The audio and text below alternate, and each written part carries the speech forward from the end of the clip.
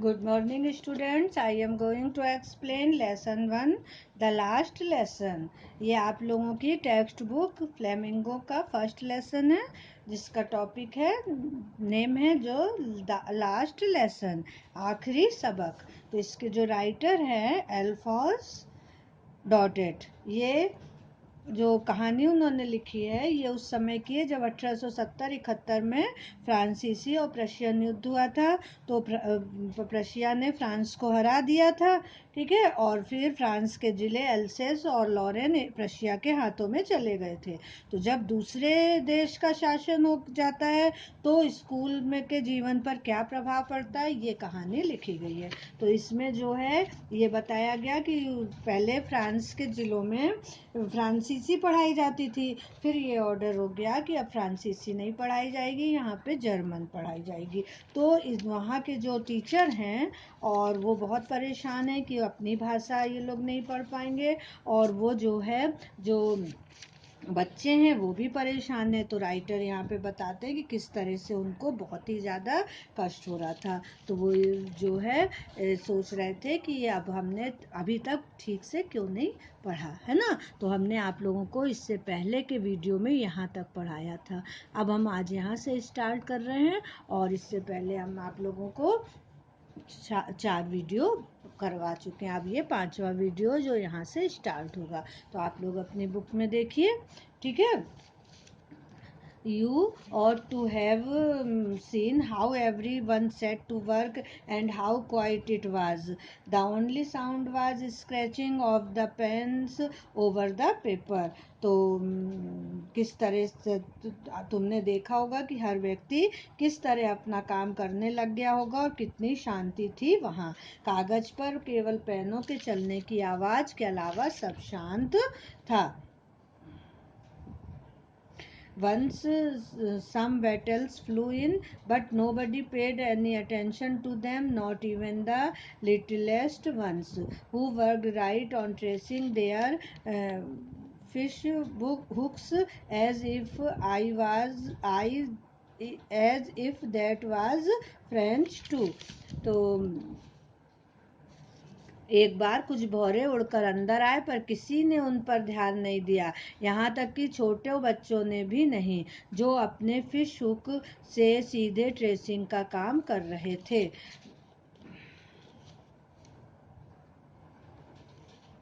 मानो कि जो है वह भी फ्रांस ही था। On the roof the pigeon cooed very low, and I thought to myself, will they make them sing in German, even the pigeon? तो छत के ऊपर कबूतर शांति से कूज कर रहे थे, तो मैंने अपने आप से ये कहा कि क्या वे उन्हें भी जर्मन भाषा में कूज करने को मजबूर करेंगे। Whenever I looked up from my writing, I saw M. Hamel sitting motionless in his chair and gazing first at one thing, then at another, as if he wanted to fix in his mind just how everything looked at that in that little school room. जब कभी मैंने अपने लेखन कार्य से सिर उठाकर देखा, मैंने एम हेमल को अपनी कुर्सी में स्थिर बैठे देखा। जो उनके टीचर थे एम हेमल, वो काफ़ी परेशान हो रहे थे, तो उनको उन्होंने केवल कुर्सी पे स्थिर बैठे देखा। वे कभी एक चीज़ को ध्यान से देखते, फिर दूसरी को, मानो कि वे अपने मस्तिष्क में फिक्स करना चाहते हो कि उस छोटे कमरे में हर चीज़ दिखाई देती है। Fancy For 40 years he had been there in the same place, with his garden outside the window and his class in front of him, just like that. है ना। और कल्पना करो कि पिछले 40 साल से वे उसी जगह में रह रहे हों, उनकी खिड़की के बाहर बगीचा और उनके सामने उनकी कक्षा रहती जो के त्यों थी। Only the desk and benches had been worn smooth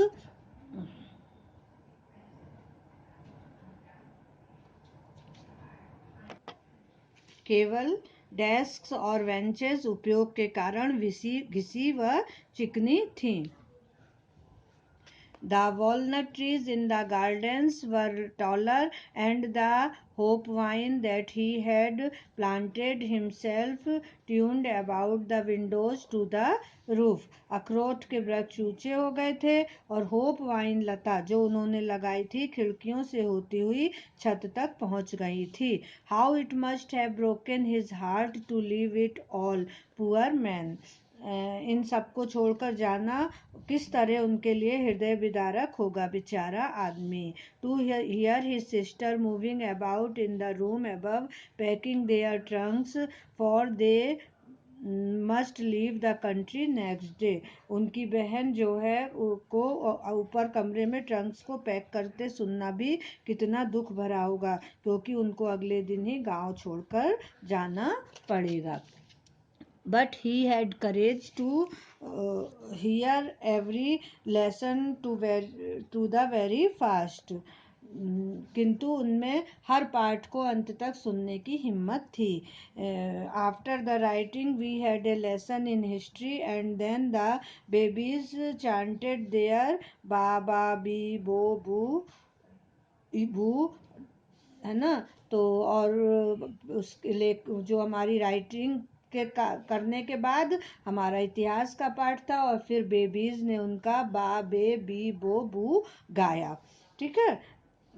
Down there at the back of the room, old Hauser had put on his spectacles and holding the primer in both hands, spelled the letters with them.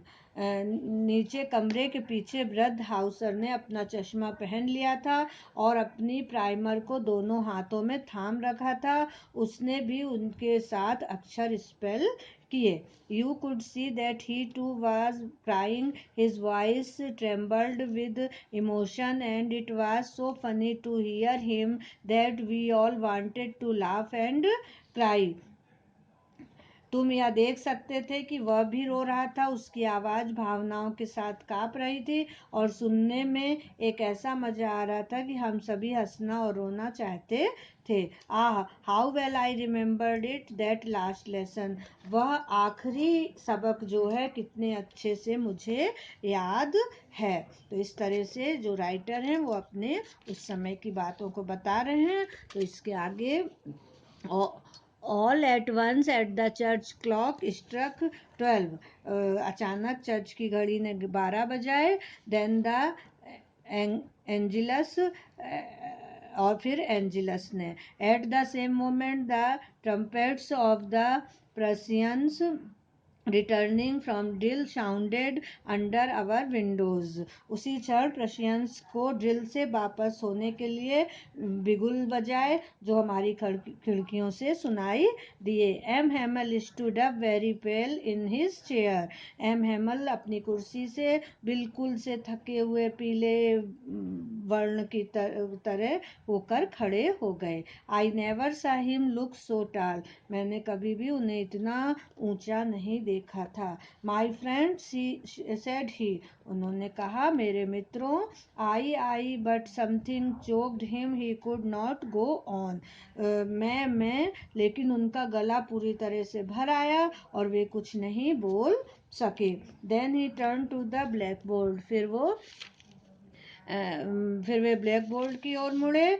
Took a piece of chalk. एक chalk उठाई and began to with all his might he wrote as large as he could. और अपनी पूरी ताकत से जितने बड़े अक्षरों में वे लिख सकते थे लिखा. वाइवा ला फ्रांस, फ्रांस जिंदाबाद. Then he stopped and leaned his head against the wall and without a word he made a gesture to us with his hands.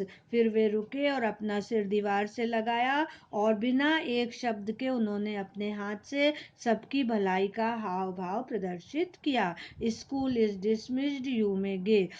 School जो है अब खारिज किया जाता है, खत्म किया जाता है, आप जा सकते हैं. और इस तरह से वो जो है स्कूल उस दिन से बंद हो गया। मीन्स ये है कि वहाँ पे जब फ्रांस का अपना शासन था तो फ्रांसीसी भाषा चलती थी, लेकिन जब उसको प्रसिया ने उसके ऊपर अपनी विजय हासिल कर ली तो उसने ये सबसे कहा कि जो है वो यहाँ अब जर्मन भाषा पढ़ाई जाएगी। तो जो ये फ्रांसीसी भाषा के टीचर थे वो बहुत ज़्यादा दुखी थे, एमएमएल, और जो है उन्होंने अपना लास्ट लेसन पढ़ाया और फिर वो चले गए। ये आप लोगों को क्लियर हो गया होगा। Thank you.